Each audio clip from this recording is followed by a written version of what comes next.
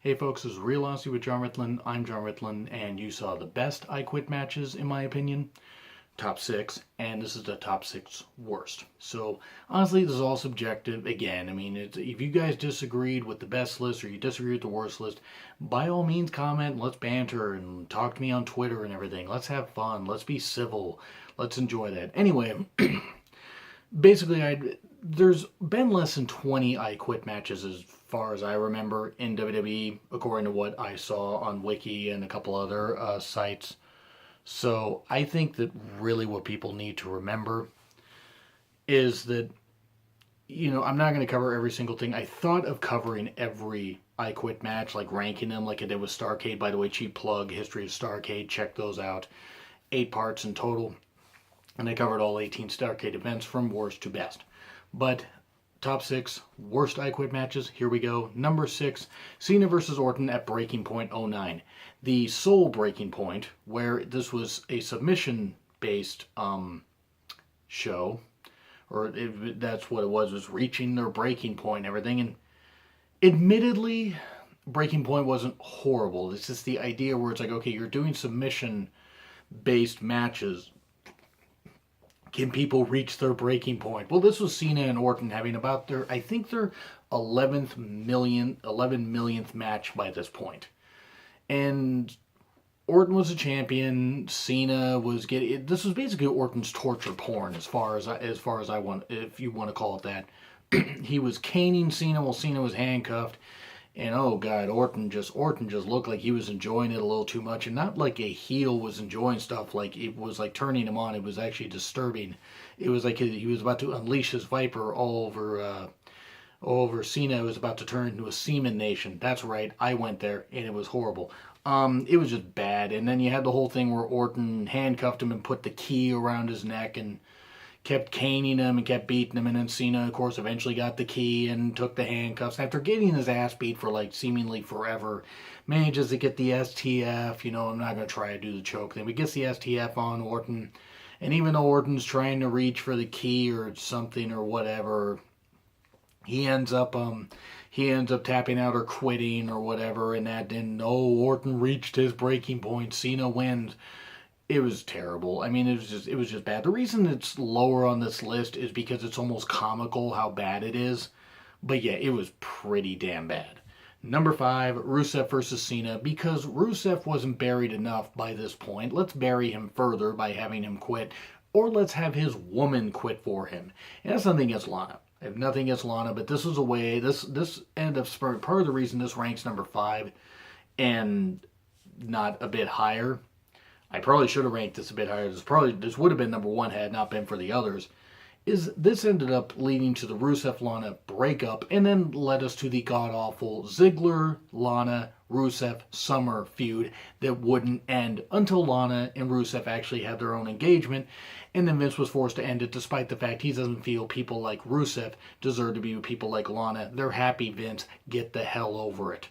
This match was crap. It was crap, and it was a further burial of Rusev, and it took close to a year for his character to really get reestablished, which is really sad given how multi-talented Rusev is. I mean, I think he's got a very cool in-ring style. He has a good amount of charisma, not a great amount of charisma, but a good amount of charisma, and he's fighting for his wife's honor. That's admirable. Yeah, it was a bad match. And now we go to Cena versus Miz. Oh, hello, Cena. You seem to be dominating this list. Cena versus Miz at Over the Limit 2011. I was there live, by the way, and if I had been doing videos back then, I probably would have come home and shit all over this event. It was bad. It looked like Miz was about to get the win, and he did get the win for a bit, using audio of like Cena yelling, "I quit," and then it was proven that it was used on a cell phone or a recorder, and they restarted the match, and Cena, after getting his ass beat by Miz and Alex Riley and everything, suddenly pops up, oh, I'm fine, beats up Alex Riley, beats up Miz, and chokes him out on the stage. And that stage is really small, by the way. I'm just going to emphasize that.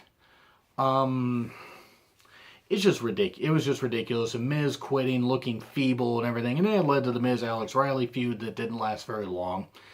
Yeah, it was bad. Cena and Miz, it was just terrible. Which is sad given the fact that Miz actually got the upper hand on Cena in some of this feud at least. And of course, then Cena wins, LOL, and we are, you know, brutalized by yet another Cena title reign that thankfully Punk ended for all of 2 months. But anyway, bad match. Fun pay per view to be part of live though. I got to see Bret Hart live, even if it was just doing a little spot of putting Michael Cole in the sharpshooter. That was fun. And I got to see Orton versus Christian. Shout out to Ad WrestleRant. I know he loved the Orton versus Christian feud in 2011, and it was a fun feud.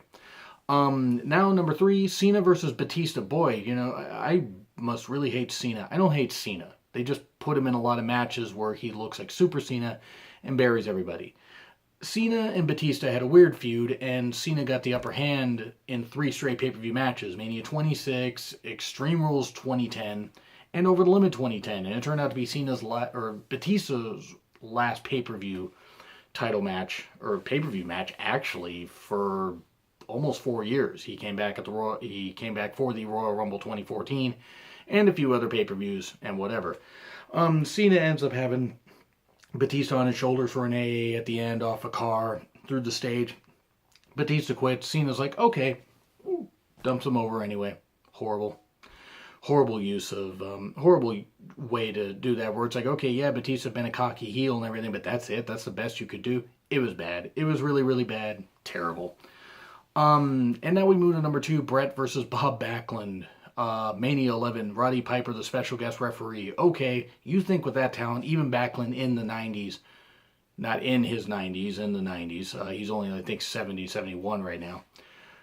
You would think, okay, this could work well. I mean, their Survivor Series 94 match was okay. Actually, it was pretty good, despite all the goofiness and Bulldog knocking himself out, tripping, and hitting the steel steps. But you had Roddy Piper with a corded mic, so he's running around, getting entangled up around his own feet and around everybody else. And it's like he's yelling in everybody's face, Bret and Backlund's face, when they just start to get a move on. Do you quit? Do you quit? And I love Piper, but he was not necessary to have in this match. They could have had him referee another match or something.